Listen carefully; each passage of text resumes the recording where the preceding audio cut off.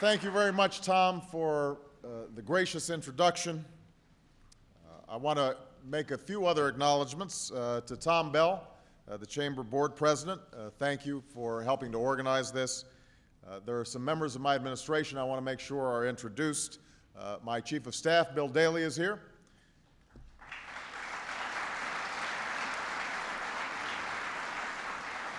Senior Advisor Valerie Jarrett, who is interfacing with many of you and has gotten terrific advice from many of you, is here as well. Secretary Ray LaHood, our Transportation Secretary. Ambassador Ron Kirk, who's working hard to get trade deals around the world. Our Small Business Administration Administrator, Karen Mills. My Director of the National Economic Council, Gene Sperling, is here, and I also want to make mention Fred Hochberg, our Export-Import Bank Chairman, Elizabeth Littlefield, the Overseas Private Investment Corporation President, and I also want to acknowledge a good friend, Paul Volcker, the outgoing Chair of the President's Economic Recovery Advisory Board. Thank you all for being here.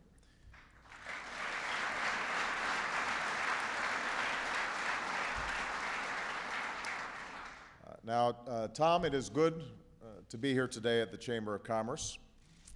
I'm here in the interest of being more neighborly. I strolled over from across the street, and look, maybe if we had brought over a fruitcake when I first moved in, we would have gotten off to a better start. But I'm going to make up for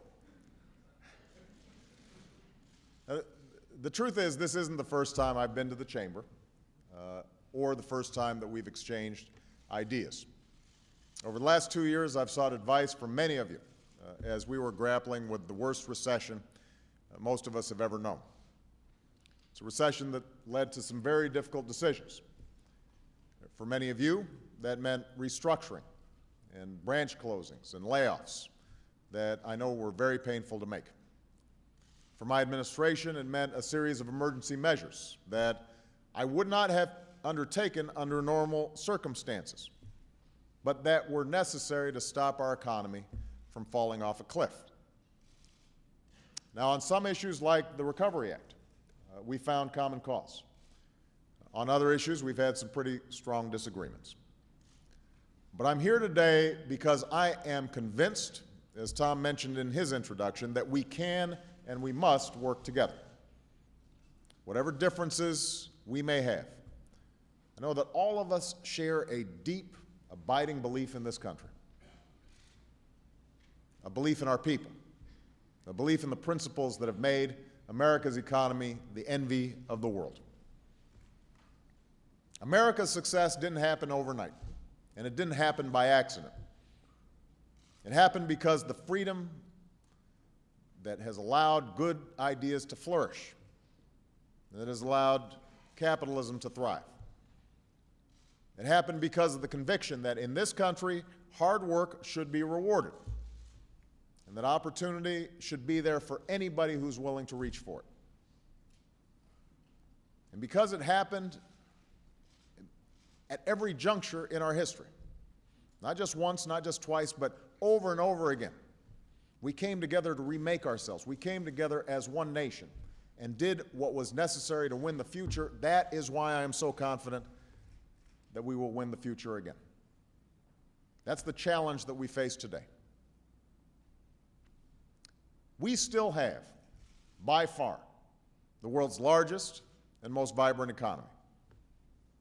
We have the most productive workers, the finest universities, and the freest markets. The men and women in this room are living testimony that American industry is still the source of the most dynamic companies and the most ingenious entrepreneurs.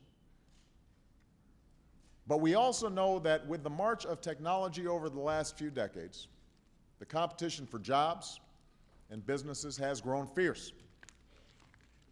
The globalization of our economy means that businesses can now open up a shop, employ workers, and produce their goods wherever an internet connection exists. Tasks that were once done by 1,000 workers can now be done by 100 or, in some cases, even 10. And the truth is, as countries like China and India and Brazil grow and develop larger middle classes, it's profitable for global companies to aggressively pursue these markets and, at times, to set up facilities in these countries.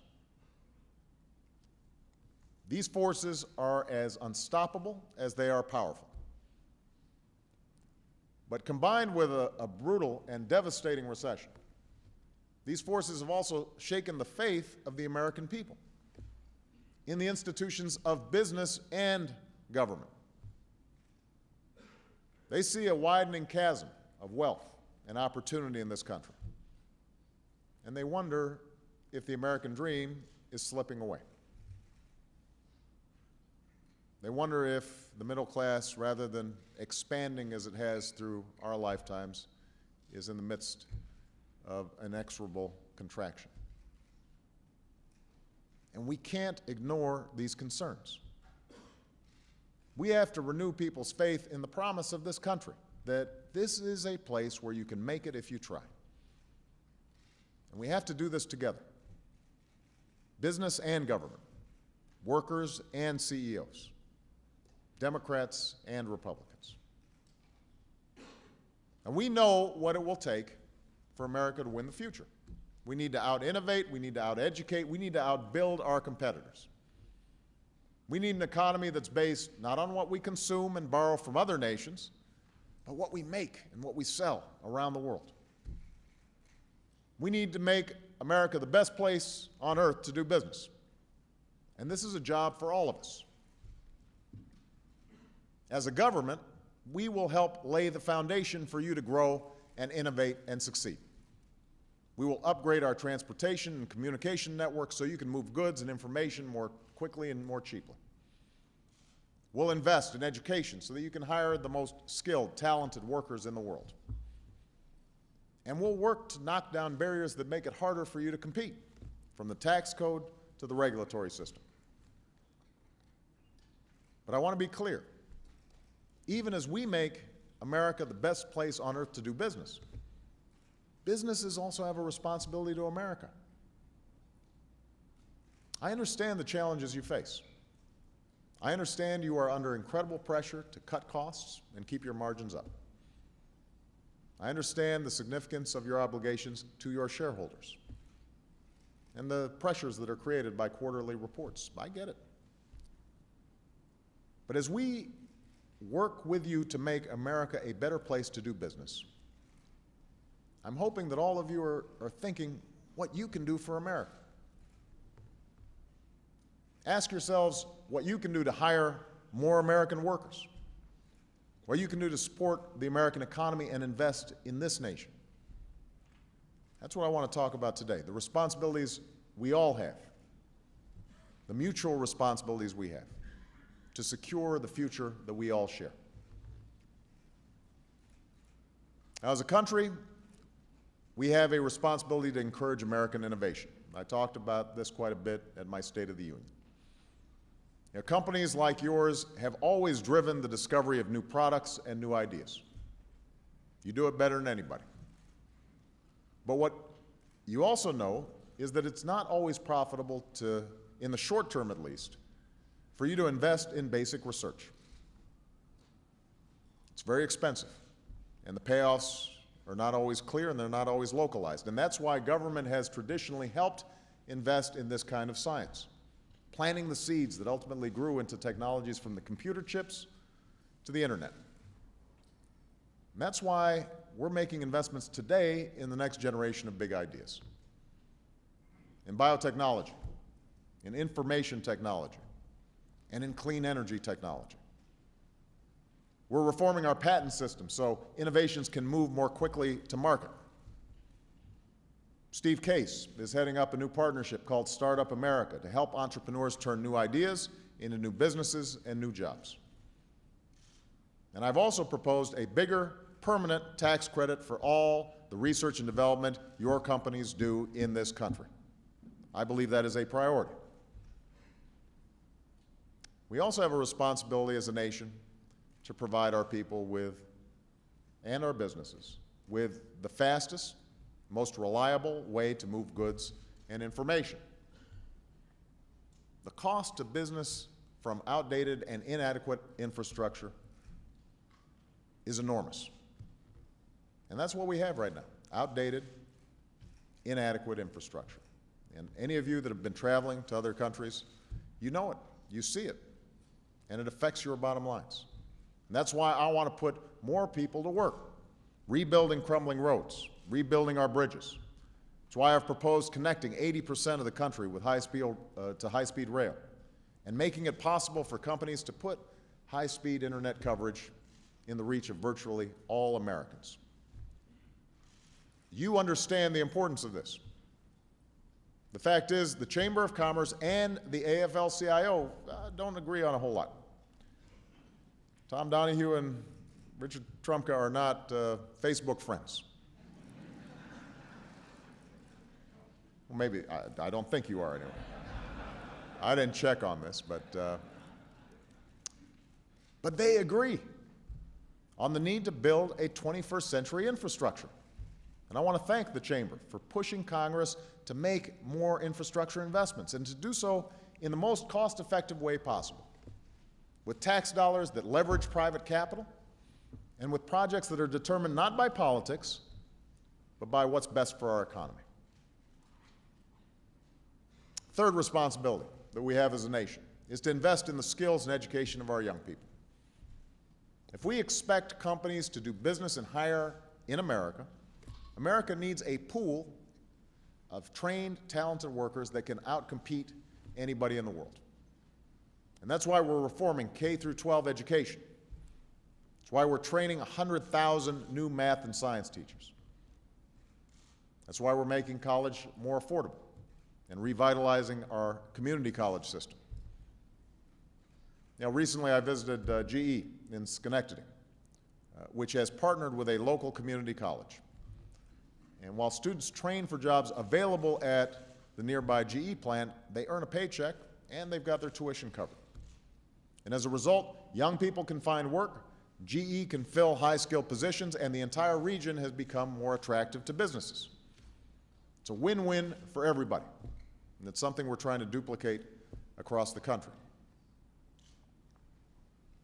Now, to make room for these investments in education, in innovation, in infrastructure, government also has a responsibility to cut spending that we just can't afford. That's why I've promised to veto any bill that's larded up with earmarks. That's why I've proposed that we freeze annual domestic spending for the next 5 years. Understand what this means. This would reduce the deficit by more than $400 billion over the next decade and bring this spending, domestic discretionary spending, down to the lowest share of our economy since Eisenhower was president. That's a long time ago. Now, it's not going to be enough. We're going to have to do more because the driving force on our deficits are entitlement spending, and that's going to require both parties to work together because those are some tough problems that we're going to have to solve. And I'm eager to work with both parties and with the Chamber to take additional steps across the budget to put our nation on a sounder fiscal footing. By stopping spending on things we don't need, we can make investments in the things that we do need, the same way families do. If they've got a fiscal problem, if they've got to tighten their belt, they don't stop paying for Johnny to go to college. They cut out things they don't need, but they still make investments in the things that are going to make sure we win the future. And that's what we have to do as a country. Make some smart choices. Tough choices, but smart ones. Now, in addition to making government more affordable, we're also making it more effective and more consumer-friendly. We're trying to run the government a little bit more like you run your business, with better technology and faster services. So in the coming months, my administration will develop a proposal to merge, consolidate, and reorganize the federal government in a way that best serves the goal of a more competitive America. And we want to start with the 12 different agencies that deal with America's exports. If we hope to help our businesses sell more goods around the world, we should ensure we're all pulling in the same direction. And frankly, with 12 different agencies in charge, nobody's in charge. So we're going to fix that as an example of how we can make a government that's more responsive to the American people and to American businesses. Which brings me to the final responsibility of government: breaking down some of the barriers that stand in the way of your success. As far as exports are concerned, that means seeking new opportunities and opening new markets for your goods. And I will tell you, I will go anywhere, anytime, to be a booster for American businesses, American workers, and American products. We recently signed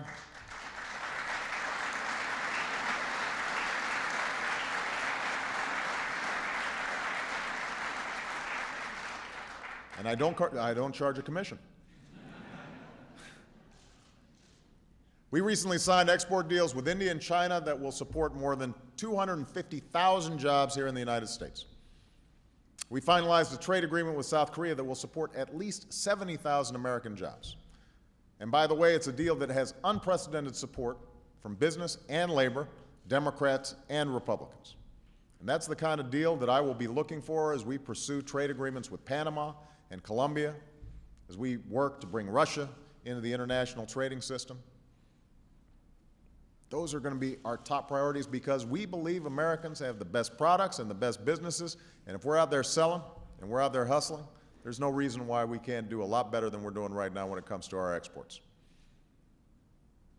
Now, another barrier government can remove, and I hear a lot about this from many of you, is a burdensome corporate tax code with one of the highest rates in the world. You know how it goes. Because of various loopholes and carve-outs that have been built up over the years, some industries pay an average rate that is 4 or 5 times higher than others. Companies are taxed heavily for making investments with equity, yet the tax code actually pays companies to invest using leverage. As a result, you've got too many companies ending up making decisions based on what their tax director says instead of what their engineer designs or what their factories produce. And that puts our entire economy at a disadvantage. We need something smarter, something simpler, something fairer. That's why I want to lower the corporate rate and eliminate these loopholes to pay for it so that it doesn't add a dime to our deficit. And I'm asking for your help in this fight. I think it can be done. Which brings me to the last barriers we're trying to remove, and those are outdated and unnecessary regulations. I've ordered a government-wide review, and if there are rules on the books that are needlessly stifling job creation and economic growth, we will fix them. Already, we're dramatically cutting down on the paperwork that saddles businesses with huge administrative costs. We're improving the way FDA evaluates things like medical devices to get innovative and life-saving treatments to market faster. And the EPA, based on the need for further scientific analysis, delayed the greenhouse gas permitting rules for biomass. I've also ordered agencies to find ways to make regulations more flexible for small businesses. And we've turned a tangle of fuel economy regulations and pending lawsuits into a single standard that will reduce our dependence on foreign oil, save consumers money at the pump, and give car companies the certainty that they need. All negotiated by the various stakeholders without the need for congressional legislation. But ultimately, winning the future is not just about what the government can do for you to succeed. It's also about what you can do to help America succeed. So we were just talking about regulations. Even as we eliminate burdensome regulations, America's businesses have a responsibility as well to recognize that there are some basic safeguards, some basic standards that are necessary to protect the American people from harm or exploitation. Not every regulation is bad. Not every regulation is burdensome on business. A lot of the regulations that are out there are things that all of us welcome in our lives. Few of us would want to live in a society without rules that keep our air and water clean, to give consumers the confidence to do everything from investing in financial markets to buying groceries. And the fact is, when standards like these have been proposed in the past, opponents have often warned that they would be an assault on business and free enterprise. We can look at the history in this country. Early drug companies argued the bill creating the FDA would practically destroy the sale of remedies in the United States. That didn't happen. Auto executives predicted that having to install seatbelts would bring the downfall of their industry. It didn't happen.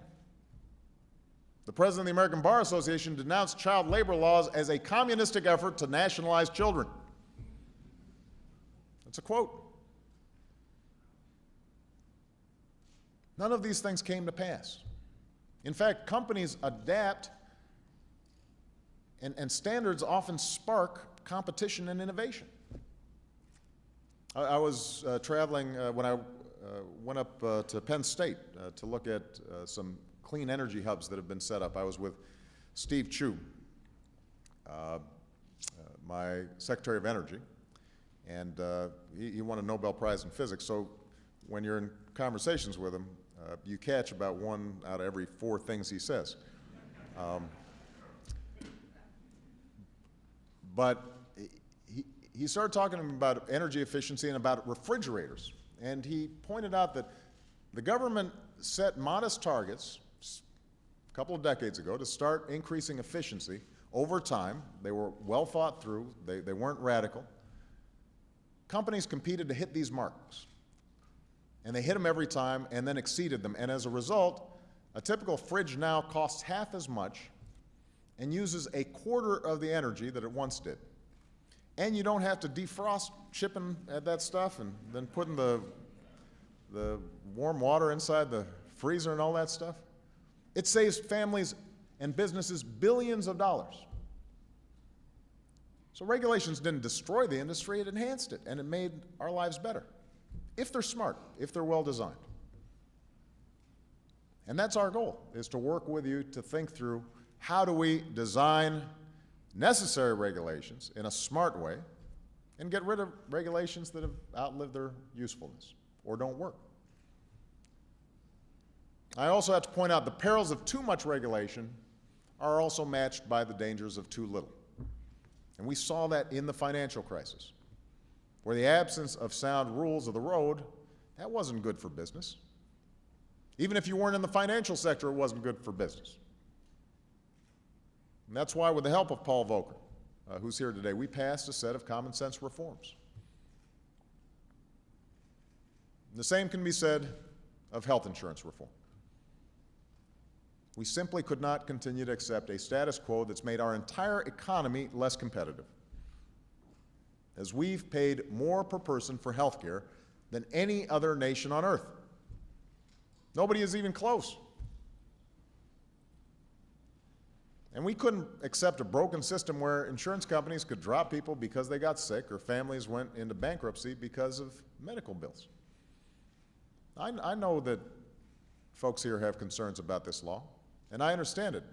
If you're running a business right now and you're seeing these escalating health care costs, your instinct is, if I've got even more laws on top of me, that's going to increase my costs even more. I understand that suspicion, that skepticism. But the nonpartisan congressional watchdogs at the CBO estimate that health care tax credits will be worth nearly $40 billion for small businesses over the next decade. $40 billion directly to small businesses who are doing the right thing by their employees. And experts, not just from the government, but also those commissioned by the Business Roundtable, suggest that health insurance reform could ultimately save large employers anywhere from $2,000 to $3,000 per family. Your employees and your bottom lines. I've said in the State of the Union, and I'll repeat here today, I am willing and happy to look at other ideas to improve the law, including incentives to improve patient safety and medical malpractice reforms. And I want to correct a flaw that's already placed an unnecessary bookkeeping burden on too many small businesses, and I appreciate the Chamber's help in doing that. But we have to recognize that some common sense regulations often will make sense for your businesses, as well as your families, as well as your neighbors, as well as your coworkers. Of course, your responsibility goes beyond recognizing the need for certain standards and safeguards. If we're fighting to reform the tax code and increase exports to help you compete, the benefits can't just translate into greater profits and bonuses for those at the top. They have to be shared by American workers, who need to know that expanding trade and opening markets will lift their standards of living as well as your bottom line. We can't go back to the kind of economy and culture that we saw in the years leading up to the recession, where growth and gains in productivity just didn't translate into rising incomes and opportunity for the middle class. That's not something necessarily we can legislate, but it's something that all of us have to take responsibility for thinking about. How do we make sure that everybody's got a stake in trade? Everybody's got a stake in increasing exports. Everybody's got a stake in rising productivity. Because ordinary folks end up seeing their standards of living rise as well. That's always been the American promise. That's what JFK meant when he said a rising tide lifts all boats. Too many boats have been left behind, stuck in the mud. And if we as a nation are going to invest in innovation, that innovation should lead to new jobs and manufacturing on our shores. The end result of tax breaks and investments can't simply be that new breakthroughs in technologies are discovered here in America, but then the manufacturing takes place overseas. That, too, breaks the social compact. It makes people feel as if the game is fixed and they're not benefiting from the extraordinary discoveries that take place here. See, the key to our success has never been just developing new ideas. It's also been making new products. So Intel pioneers the microchip and then puts thousands to work building them in Silicon Valley. Henry Ford perfects the assembly line and then puts a generation to work in the factories of Detroit. That's how we built the largest middle class in the world. Those folks working in those plants, they go out and they buy a Ford. They buy a personal computer. And the economy grows for everyone.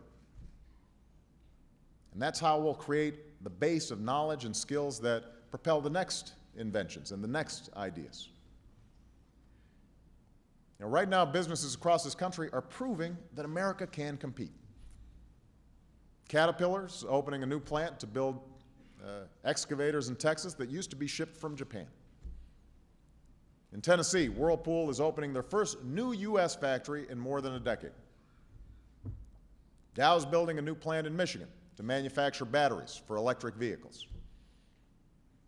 A company called Geomagic, a software maker, decided to close down its overseas centers in China and Europe and move their R&D here to the United States. These companies are bringing jobs back to our shores. And that's good for everybody. So if I've got one message, my message is now is the time to invest in America. Now's the time to invest in America.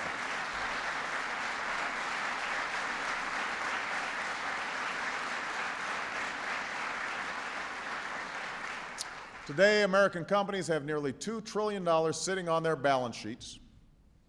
And I know that many of you have told me that you're waiting for demand to rise before you get off the sidelines and expand. And that with millions of Americans out of work, demand's risen more slowly than any of us would like. We're in this together. But many of your own economists and salespeople are now forecasting a healthy increase in demand. So I just want to encourage you to get in the game. As part of the bipartisan tax deal we negotiated with the support of the Chamber, businesses can immediately expense 100% of their capital investments.